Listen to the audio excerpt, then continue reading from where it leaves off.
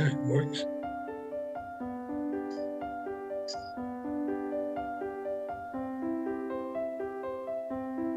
Huh.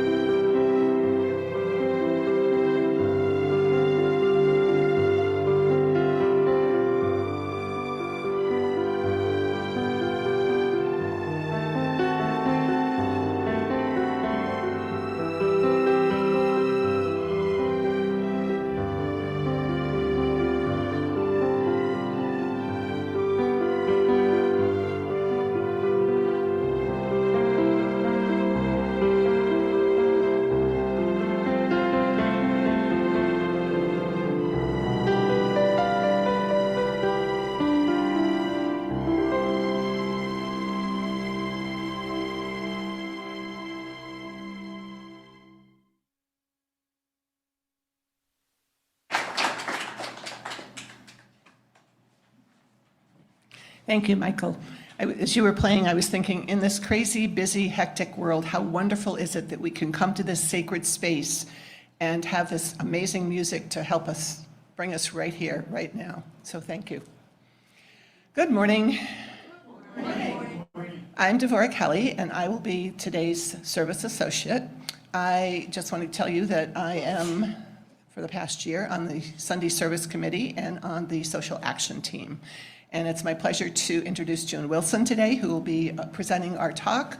June is on the Welcome Team and also on the Social Action Team. So our opening words today are, "You are beloved and you are welcome here," by Joan Javier Duval. You are beloved and you are welcome here. Whether tears have fallen from your eyes this past week or gleeful laughter has spilled out of your smiling mouth. You are beloved and welcome here. Whether you are feeling brave or brokenhearted, defiant or defeated, fearsome or fearful. You are beloved and welcome here. Whether you have untold stories buried deep inside or stories that have been forced beyond the edges of comfort. You are beloved and welcome here. Whether you have made promises, broken promises, or renewing your promises. You are beloved and you are welcome here. Whatever is on your heart, however it is with your soul in this moment. You are beloved and you are welcome here. In the space of welcome and acceptance, commitment and recommitment of covenant and connection, let us worship together. Just keep that. Our announcement, hang on. Our announcements were on a slideshow before the service and were also sent out by email yesterday with the order of service for today. If you're new and you'd like to receive emails and the now weekly newsletter, please talk to a member of the welcome team. And now a special welcome to people who are visiting with us today or have returned or reconnected after a long absence. We invite you to say your name and where you're from, and we'll welcome you. If you're on Zoom, use the Zoom raise hand signal or just unmute. We'll ask you to unmute. And if you're in the room here, just raise your hand and June will bring the microphone around. So are there any? Oh.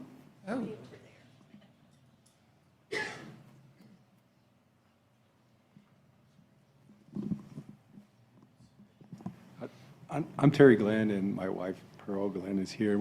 We haven't been here for 7 or 8 months or something, so we wanted to say hello. And also, we wanted to introduce our friend and neighbor, it turns out, Dina. Hi, I'm Dina, and I've been Lakeside about 8 months, and I come originally from South Carolina, Charleston. Welcome. Anybody else new or visiting or reconnecting with us? Okay, is there anybody, Richard, is there anybody on Zoom who's new today? I don't see anyone with their hand raised. Okay, some people are shy. Okay, and a brief note. We offer a wide variety of services on a variety of topics presented by our members, outside guests, and of course our minister, Reverend Matt Alspaugh. We hope, he's waving.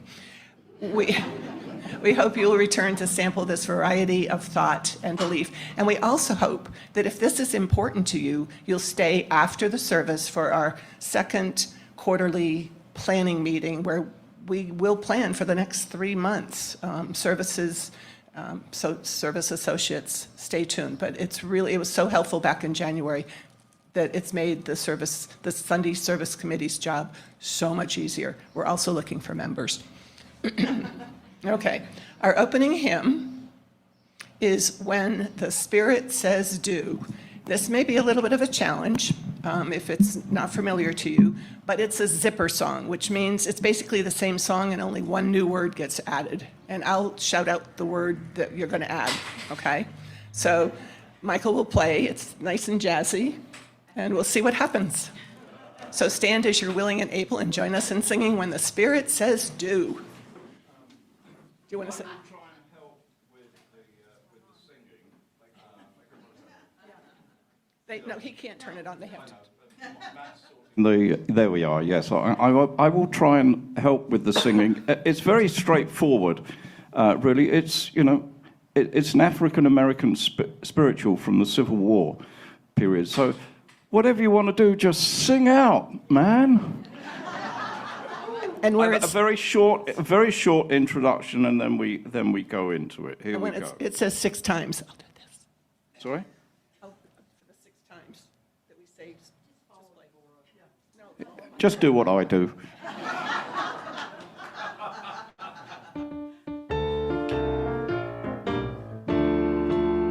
You gotta do what the Spirit says do.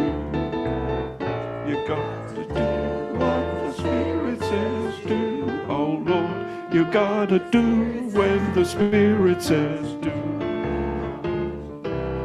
Spirit says do. Spirit says do. Spirit says do. Spirit says do. Spirit says do. Spirit says do.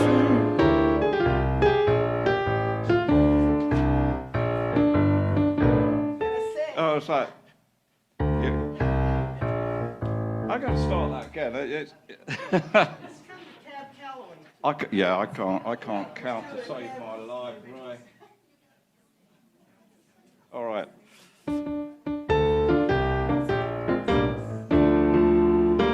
You got to do when the Spirit says do.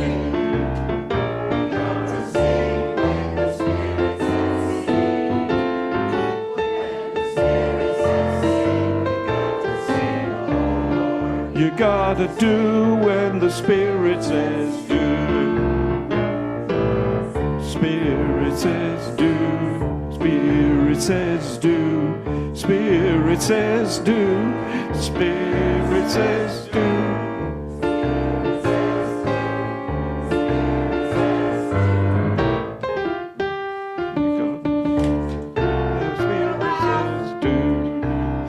You got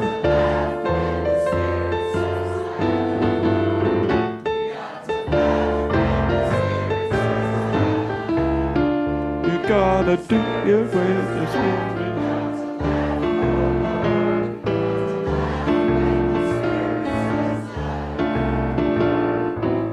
Spirit says do. Spirit says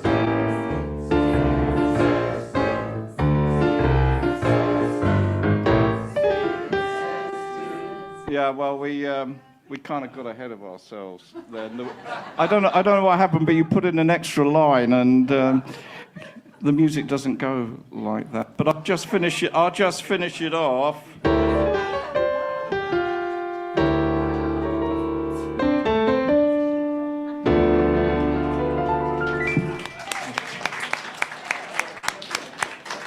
Now we're doing chat.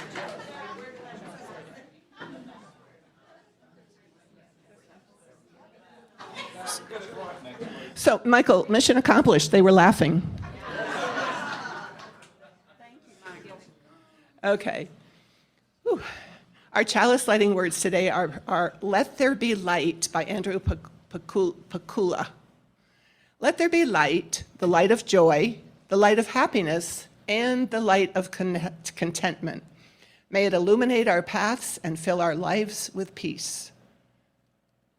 And let there be dark, for it is from our dark places that we are brought forward, tried and tested, and impelled toward growth. It is in these places that we realize compassion and learn to love. And there was day, and there was night, and there was joy, and there was sorrow, and it was good.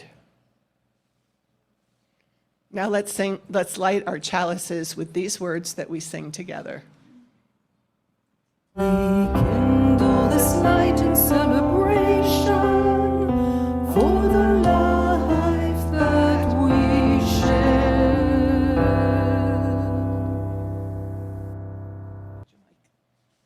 Okay. Each week, don't you love that image? So guess what we're doing? Each week we take time to remind ourselves that we belong to a community which cares for each other. The sharing of joys, sorrows, and milestones is one way that we practice holding each other in our hearts. We share any significant joys or sorrows in our lives because there's power in the sharing.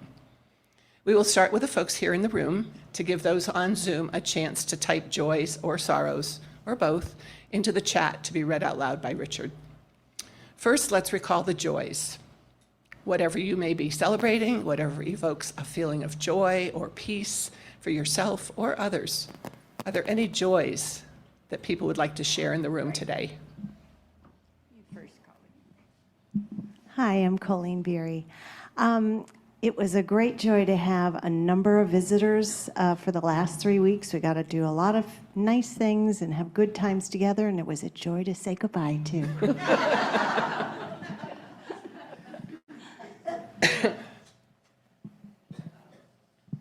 Well, I just wanted to share a joy that my wife Pearl is dancing again.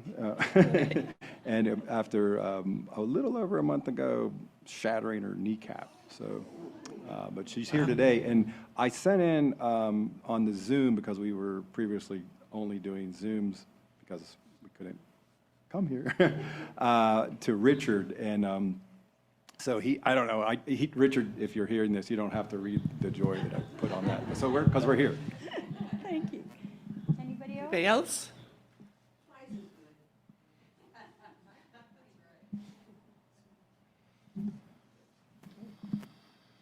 I'm Eric, and I'm sending a birthday wish to my wife, who is up in Portland with our daughter, celebrating, because she likes to get together for that kind of event. And so I'm sending, I think she's probably on Zoom, so happy birthday. Happy birthday. And I have one. Many of you know that my mom, I moved her here last year. She'll be 100 July 1st. People are invited to stop by and say, there'll be more information much later.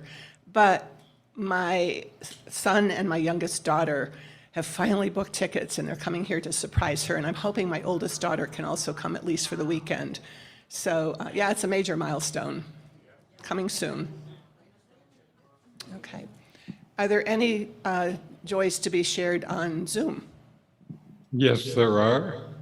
First from Fred Kessling. Joy.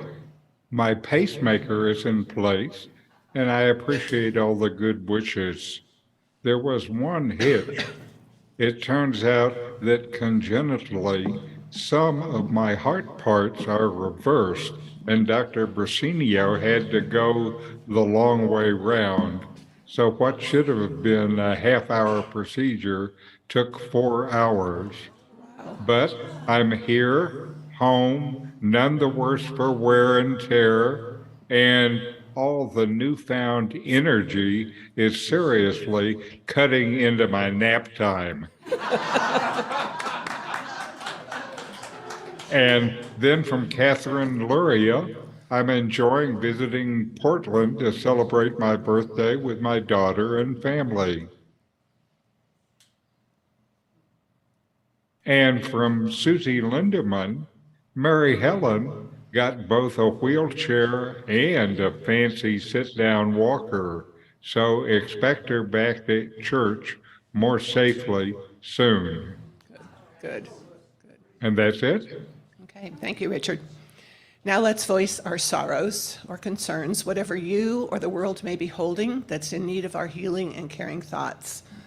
Are there any sorrows or concerns that people would like to share here in the room first? Oh, we have a room full of happy people. That's great. Richard, any on Zoom? Yes. From Bob Coaches.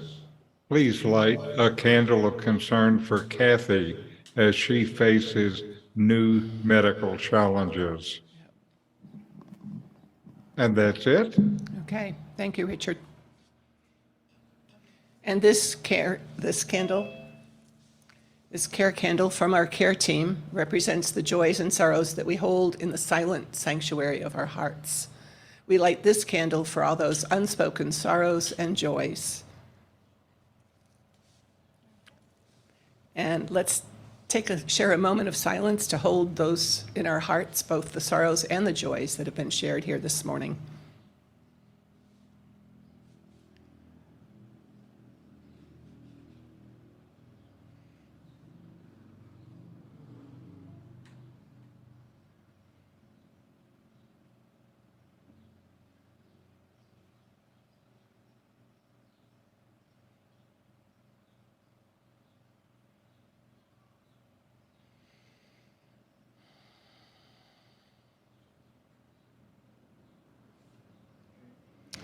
So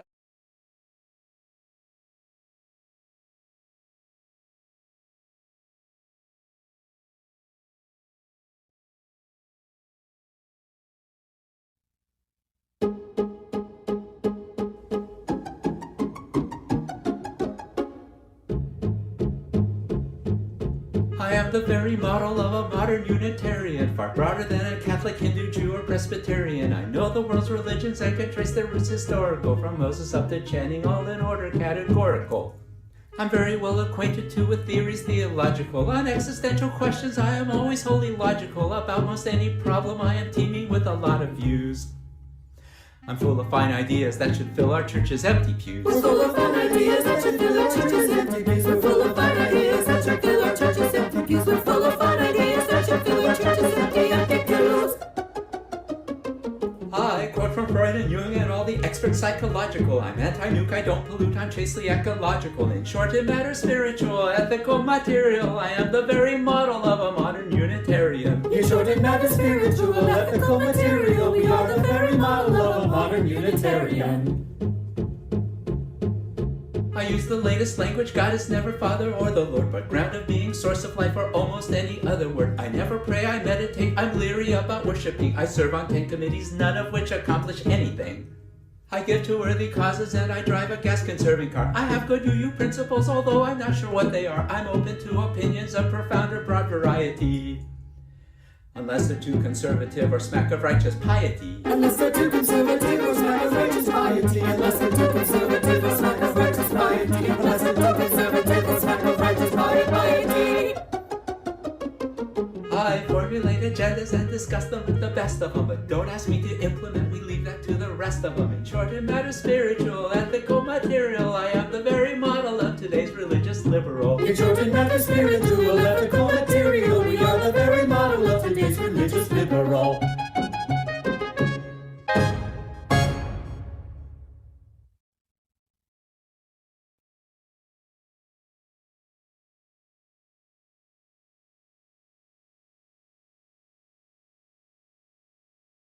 On?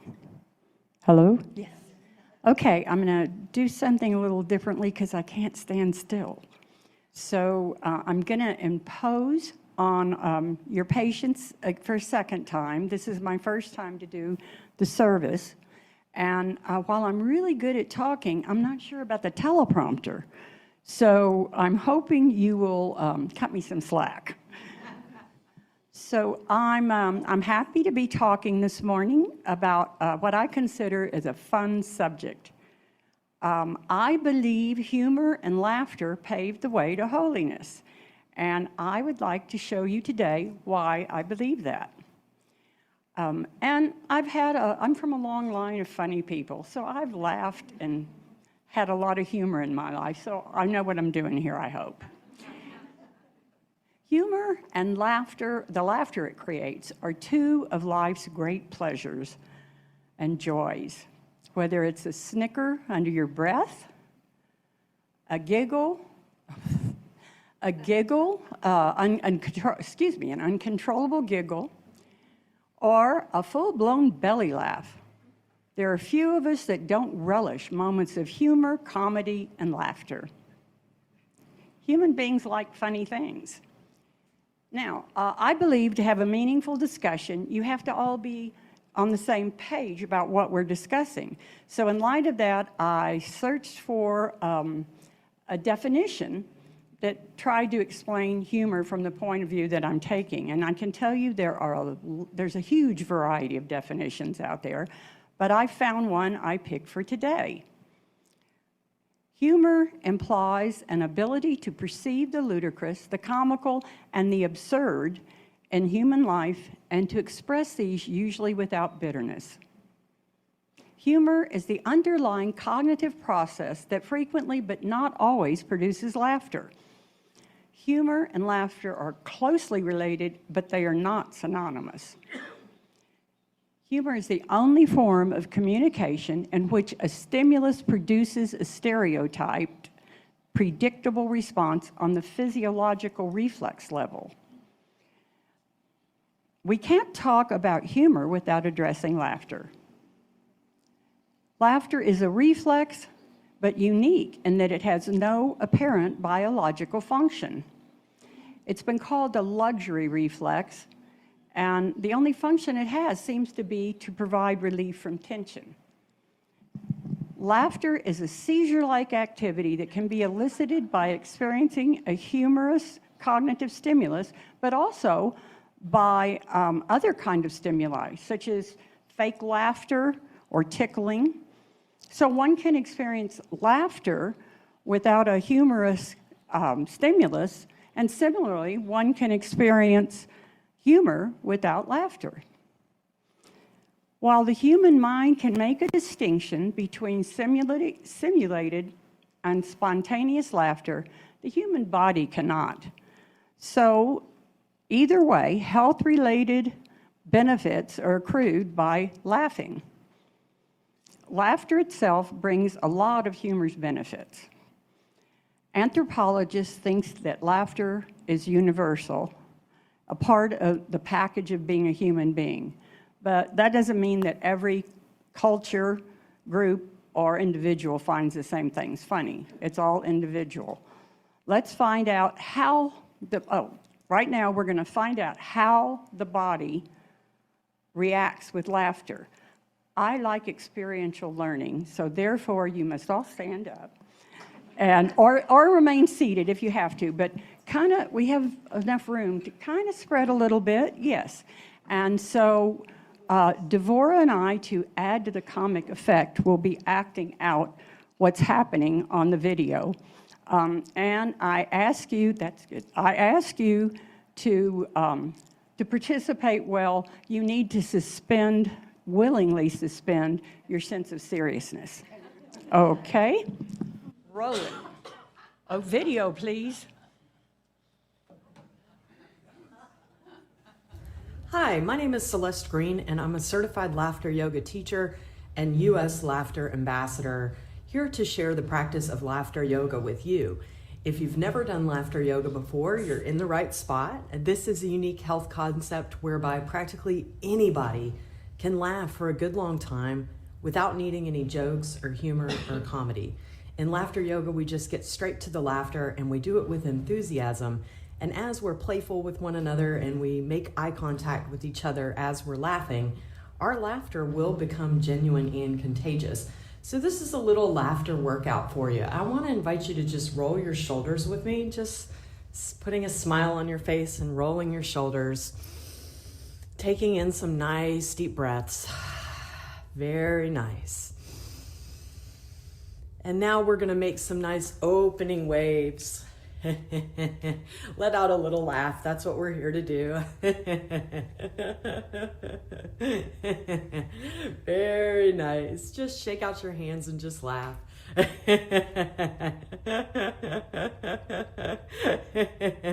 Shake out your elbows. Shake out your feet. Shake out your bum. Very nice, very nice. I want to invite you to put your hands together in a full palm-to-palm, finger-to-finger clap. And we're going to make some laughter sounds. Our body doesn't care whether the laughter is from laughter sounds or we're genuinely laughing. So let's make some laughter sounds. Let's go. Ho, ho, ha, ha, ha. Join in. Ho, ho, ha, ha, ha. Keep it going. Ho, ho, ha, ha, ha. Really nice. Ho, ho, ha, ha, ha. Two more. Ho, ho, ha, ha, ha. Last one. Ho, ho, ha, ha, ha, and yay! Very nice. Take a good deep breath in with me. Breathe in, stretch. And breathe out. Enjoy another nice deep breath in. Breathe in, stretch. And breathe out. Very nice.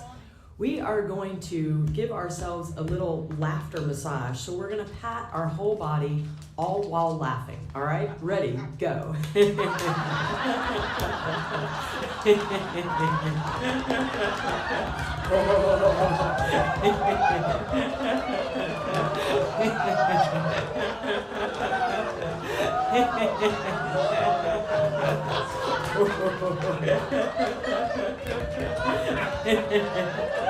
And say this with me. Ho, ho, ha, ha, ha. Two more. Ho, ho, ha, ha, ha. Last one. Ho, ho, ha, ha, ha. And yay! Very nice. We're going to wave like we are greeting our best friend that we haven't seen in a year, all while laughing. All right? Ready? Go. Woo!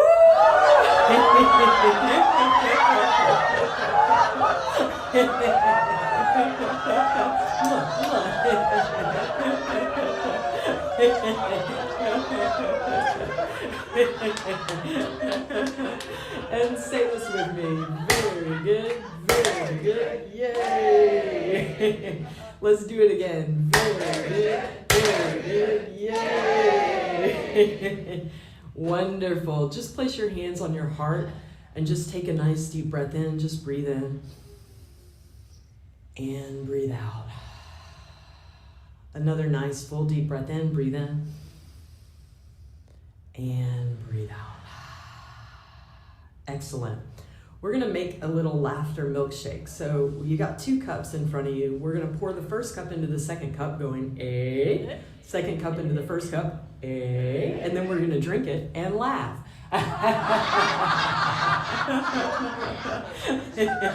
Let's do it again. You ready?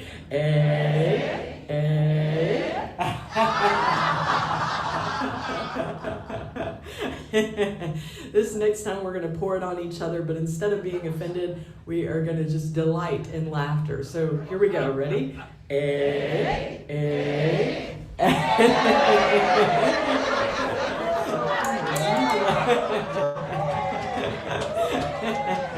And say this with me. Very good, very good, yay! Let's do it again. Very good, yay! Wonderful. Y'all are doing great so far. How you feeling out there? Feeling good? Awesome. This is called 2 thumbs up, 2 enthusiastic thumbs up laughter. We're gonna laugh with our thumbs. We're gonna fist bump each other, all while laughing, all right? Ready, go.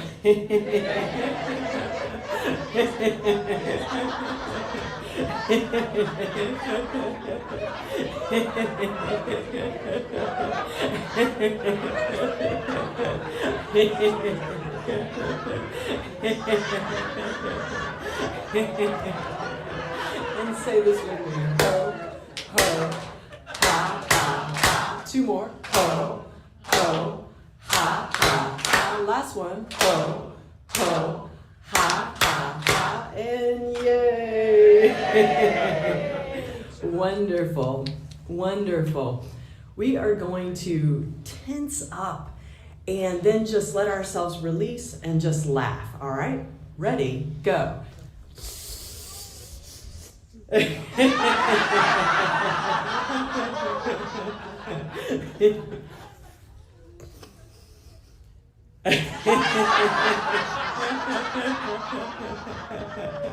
One more time. Tense up, tense up, tense up, and just let yourself laugh.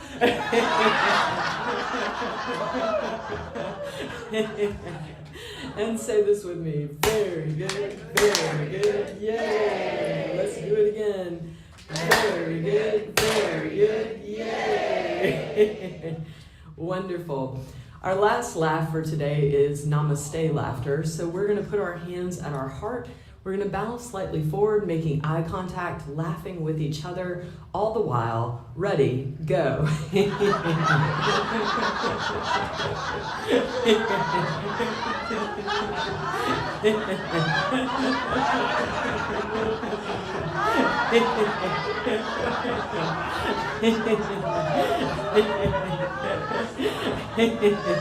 let yourself just laugh.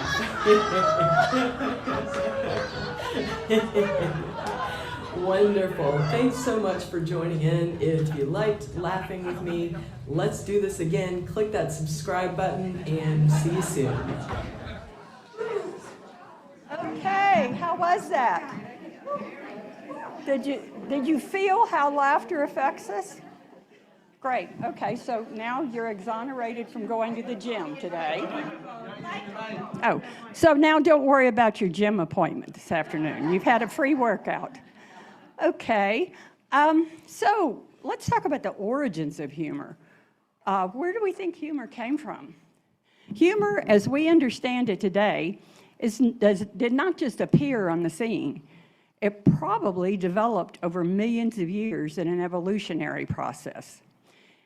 Humor may be an evolutionary coping mechanism that can help us negotiate a sometimes terrifying and painful world. Janet Gibson, I didn't think about me having to breathe after that. So if I gasp, I'm okay. Janet Gibson, a professor of cognitive psychology, said in an interview that laughter evolved in humans as a communication signal. Hundreds of years ago, laughter was the glue that kept the group together. The idea that laughter is an external signal that can tell the group everything is okay, you can relax, we're not in danger, no need to be anxious or threatened.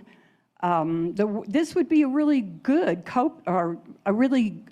let me see this, I told you about the teleprompter, a survival tool for groups of humans, she explained. And the belief is that the brain has kept those connections. So nowadays, when we find something humorous or we're happy or relaxed, we laugh. Being able to laugh at our circumstances or ourselves can help to break the tension of the flight or fight syndrome. And that's the response that can make us frozen with fear or cause us to be aggressive with others. So that is something that has come down through the years to us. There are a lot of opinions out there about what makes something funny. Actually, there are a lot of theories, which I had no idea about humor. But most of them include the idea that the one key element in many forms of humor is a radically unexpected and sometimes absurd change of your perspective. So let's examine how that might work. Can you roll it up a little bit? Yeah, thank you. When I die, I want to go... No, don't roll the whole thing up.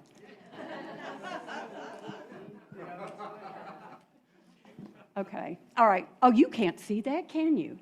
Oh, see, I told you I don't get the teleprompter. I almost panicked, excuse me. When I die, I want to go peacefully in my sleep, like my grandfather.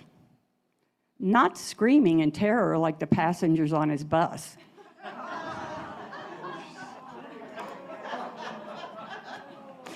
Okay, if you laughed at that joke, 3 things happened not simultaneously, in rapid succession in your brain. First, you detected an incongruity. You imagined Grandpa in his bed sleeping peacefully, but wait, he was driving a bus. Second, you resolved the incongruity. Oh, Grandpa was asleep at the wheel. And third, now this is a big one, your parahippocampal gyrus region of your brain helped you understand that I wasn't serious. And so then you were amused. And all of that gave you a little bit of joy. Now, I realize after that analysis, you're not laughing anymore. And the writer E.B. White has said, humor can be dissected as a frog can, but both die in the process, and the innards are discouraging to any but the purely scientific mind. Okay, humor is a serious business that can help us to cultivate the skill of finding the humor in life. Even during the darkest times, it can help us cope with despair, depression, and it can keep us from total despair. So I'm going to use a personal experience to illustrate how this might happen. My mom and dad were devoted to each other, and they were the hub of a happy and large family. And so Dad's death was a shock to all of us, but my mother was crushed. So the siblings, all of us, took care of all the arrangements. On the day before the funeral, the director called us and asked if we wanted to open or close casket. And so it was decided that the family, the immediate family, would go for a final viewing before the funeral, and then at that point, my mother could make the decision. So the next day, 24 members of my immediate family, that's why we laughed a lot, sat quietly in the pews at the front of the church, and one by one, we approached the casket and had a final viewing of Dad.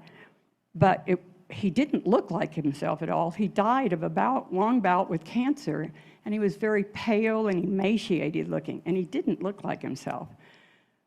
So my mother was the last to view, and we were all silent as she approached the casket. We were really worried about her, and she walked up to the casket, and she looked in, and she looked for a few moments, and then she turned around and she said, "I think they've got the wrong guy in here." And so we all died. Well, there was silence first, and then we did what you did. And then we realized that the tension was broken and that we knew life would go on, and my dad would have laughed too. So that's an example of how we can use humor to bring us out of a really dark moment. Okay, so now we're going to look at some of the benefits that, that we accrue by being humorous and laughing. And we're particularly concerned today with the connection with holiness. There are reams of evidence about, I mean, I could go on for an hour just listing the benefits of being happy and laughing and being humorous. So I picked some out that I think pertain to my argument. Humor can deepen empathy and create connections with others. Like laughing all together as a group brings us closer here at UU. It helps heal resentment, decreases tensions, and strengthens social bonds. Humor can provide insight into our own behavior in a kind way, showing us or allowing us to become more aware of our own foibles. It's a pattern erupt that breaks us out of dreariness and shows us that despite the inevitability of suffering, life is ultimately a very serious, odd, and quirky experience. Laughter reduces serum levels of stress hormones, activates the release of endorphins. It significantly boosts our immune system.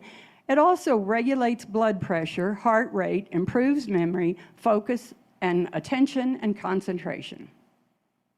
Laughter relaxes the whole body. A good hearty laugh relieves tension, and it provides relaxation for your muscles for up to 45 minutes after. So not only have you exercised, you've had a relaxation experience. So you're good for the day. Studies point to the fact that there's a direct connection between good health and happiness. Here's how the numbers shake down. Self-reported healthy people are 25% happier than just regular people. I lost my place. While unhealthy people are 8.25% less happy. Studies also show that happy people are more altruistic, which is a part of holiness. Do we have another slide? So now let's look back at the question we started with, the title of our talk. Can laughter make us holy? Okay, I discovered in research that holiness is one of those things that you can't define, but you know it when you see it. I read a lot of holiness discussions online in preparation and learned there are two types that are defined nowadays. Holiness is defined by the dogma of a religious group and a new, more ecumenical approach, and that is sometimes called holiness of life. My argument is based on this latter approach to holiness because holiness is a quality, I believe, that knows no boundaries of religion or culture. There is something generic about holiness because all of us share the same wants and needs, the need for health and well-being and the same hopes. Unity, peace, and understanding among people is a part of holiness, which brings people to put others before themselves, to engage in global issues and to try to make the world a better place.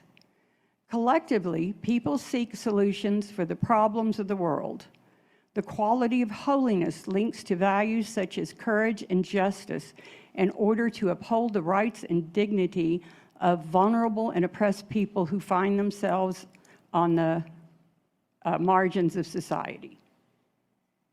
So I decided maybe I need to approach it from a different angle than research, scientific research, and I sought people who are wiser than myself. And so I found testimonials that the benefits of humor are a truth understood by great religious leaders and philosophers. Viktor Frankl founder of Lego Therapy, says, humor more than anything else in the human makeup can afford an aloofness and an ability to rise above any situation, if only for a few seconds. Those few seconds are the doors that can let spirituality in.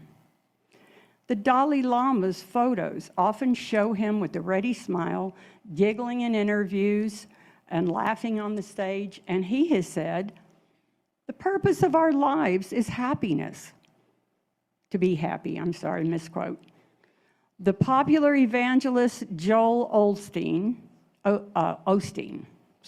begins his sermons with, I'd like to start with something funny in the tradition of all preachers and teachers everywhere who realize that laughing makes people more receptive to the message and to the sense of connection among us. And we know that there's a pathway of yoga pathway to emphasize laughter, and there's even a laughter yoga worldwide movement. The Baal Shem Tov, founder of the Jewish Hasidic movement, has said, humor is that thing that ushers a person's mind from a place, humor is the thing that ushers a person's mind from a place of constricted consciousness to a place of expanded consciousness.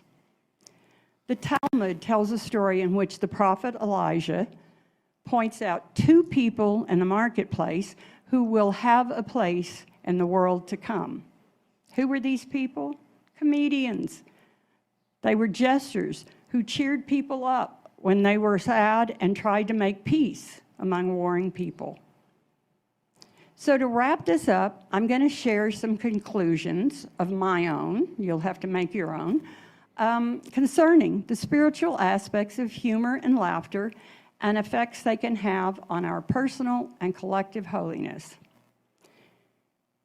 Humor can keep us from despair. It deepens our empathy to others. It creates connections. It liberates our spirits through those connections to others, provides insights into our own behavior in a kind way, allowing us to be more aware. It helps us to lighten up in all areas of life, not taking ourselves or situations too seriously. And it provides insight and gives us the ability to rise above any situation. The bottom line is we need humor, laughter, and joy in our lives. Humor is truly divine, for it is through laughter that we may open the doorway to the liberation of our spirit. So, in closing, I'd have to say I've reconvinced myself that laughter can bring you to holiness, and I wish on you giggles all day, maybe a belly laugh. Thank you.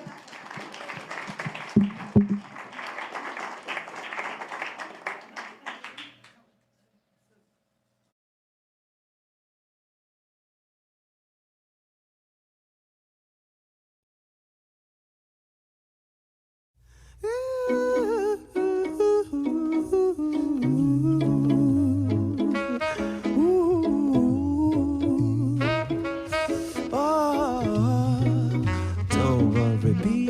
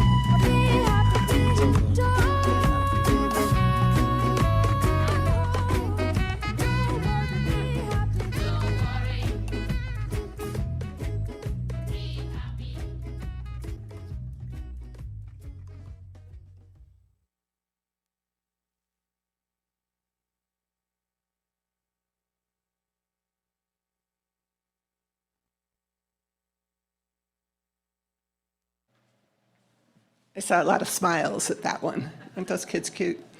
How could you see something like that and not feel good, right? Right, okay. Speaking of feeling good, there are many ways to be of service here at LCUUF. Our time, our treasure, and our talents are all necessary components to a healthy fellowship. Now is the time in our service when we ask you to share the gift of your treasure through pledging and donations.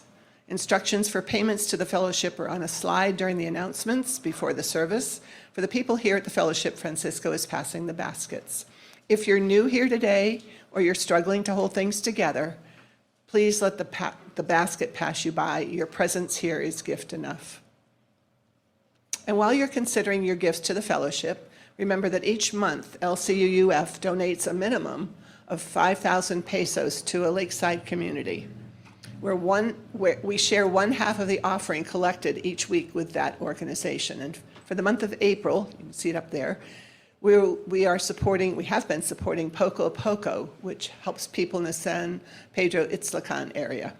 This organization supports youth and women in this indigenous area through education, teaching local organic food growth, providing food and drinking water to renal patients. And I was asked, they also really, really need drivers. So keep that in mind if you have a car and you're willing to drive.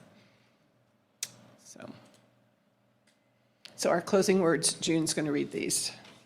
You're going to have to use this one.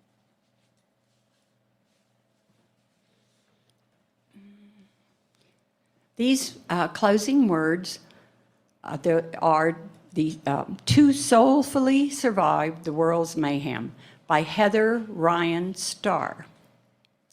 May whatever gatherings or activities we engage in this Sunday afternoon help restore us, our connections to one another, our sense of hope, beauty, and fun in this world, our deep knowing that we have to take care of ourselves and each other with love and joy if we are soulfully to survive the world's mayhem.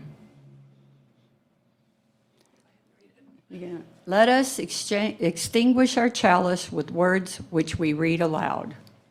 You gonna read them? We extinguish this flame, but not the light of truth, the warmth of community, or the fire of commitment. These we keep in our hearts and share with all the world.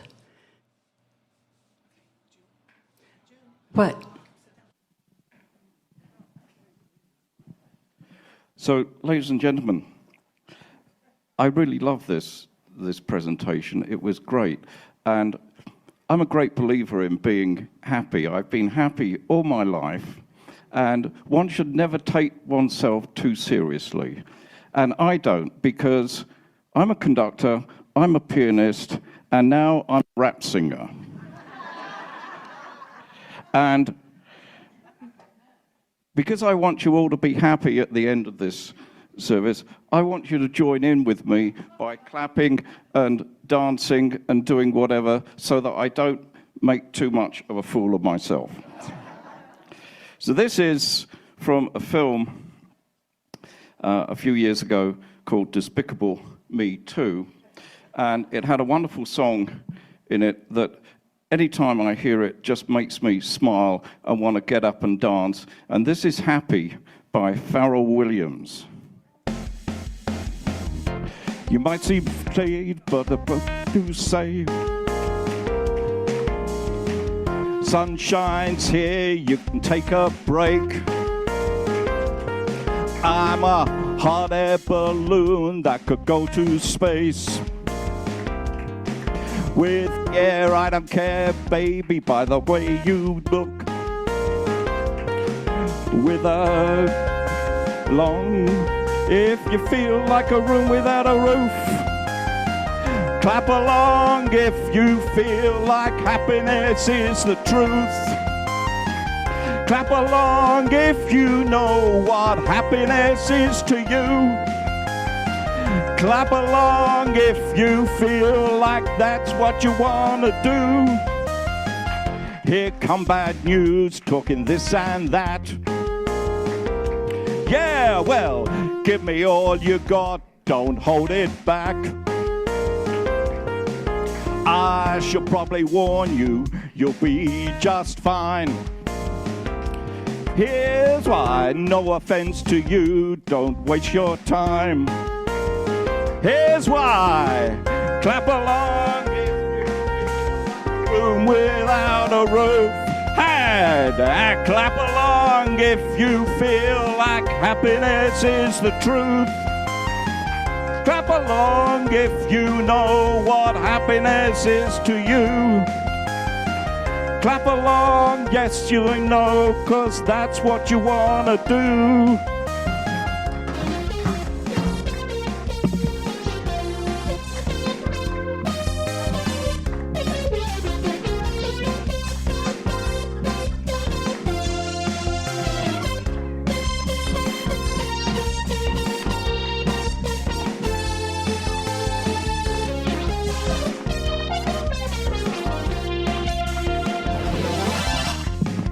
Clap along if you know what happiness is to you. Clap along if you love, you'll feel like a yes. I forgot the words. Yes, okay, doesn't matter. Clap your hands if you know what happiness is to you. And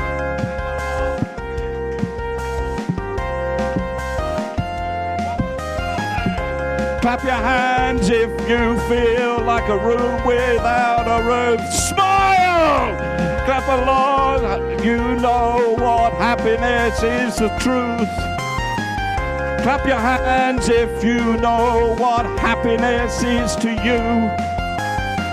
Clap your hands if you know this what you wanna do.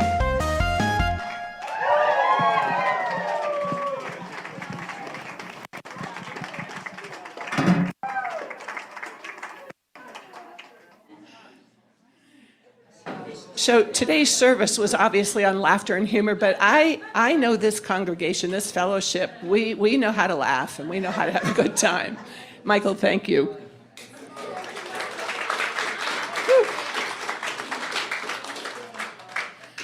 So before I do our little closing, I just want to remind everyone, get your coffee, whatever stretch, not that we haven't had a lot of exercise, and then please come back in, and people on Zoom, stay on Zoom, and we'll have maybe an hour, hopefully maybe even less, of our planning meeting. But for right now, our worship is over, but our service begins. Go in peace and with a purpose, and don't forget to laugh.